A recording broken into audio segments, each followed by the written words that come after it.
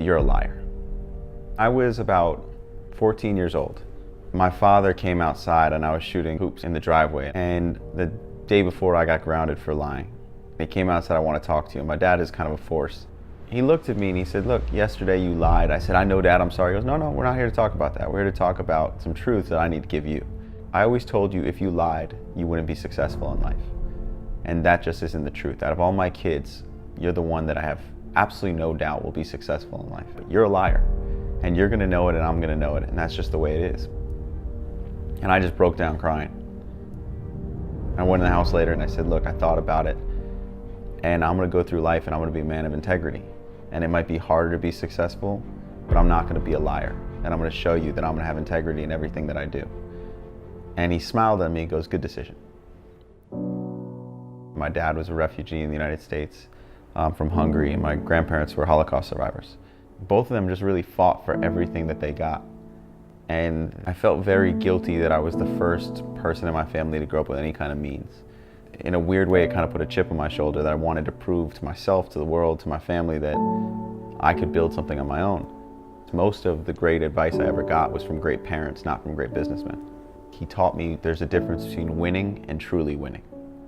You know, there's a lot of people who win in the outcome, but because they don't understand that living with integrity is a different kind of winning, they never understood how they actually lost. I only lasted in college for a year and a half. I started my business my freshman year. I did that for 3.5 years. Then I had all these ideas about social media and no one was listening to me. Music artists were at their biggest when there was a feeling of self-discovery. For these kids, it was social media. If I start my own record label management company, I signed a kid off MySpace named Asher Roth. And then 4 months after finding Asher, I went on YouTube and saw, by mistake, a kid singing who had 60,000 views in his church in Canada.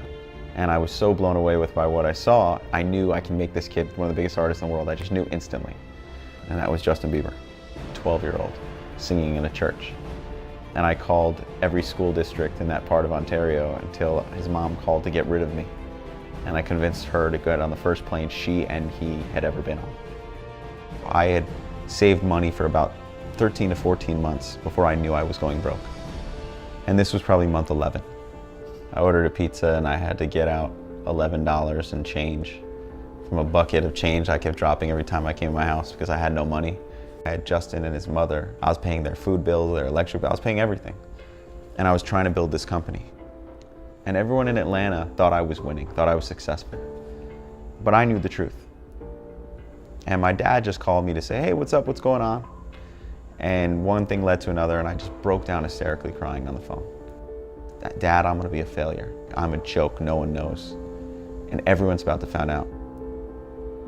And my dad said, "You came this far, see it through."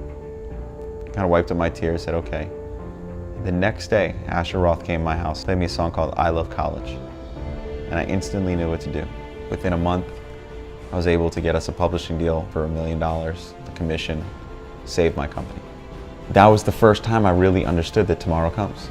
That the homes of success and failure are next door to each other. That if I would have given up in that moment, I would have never known that success was waiting for me next door. And to me, that is success. It's who's gonna keep swinging. We define, oh, you're successful because you're rich. You know, we decide our eligible bachelors based on net worth. We should be looking at success as a very different thing. Are we happy? Do we have quality of life? Are we surrounded by loved ones? Are we able to take time to actually enjoy the victories? Do we even know what the victories are? And yes, I know what the haters say.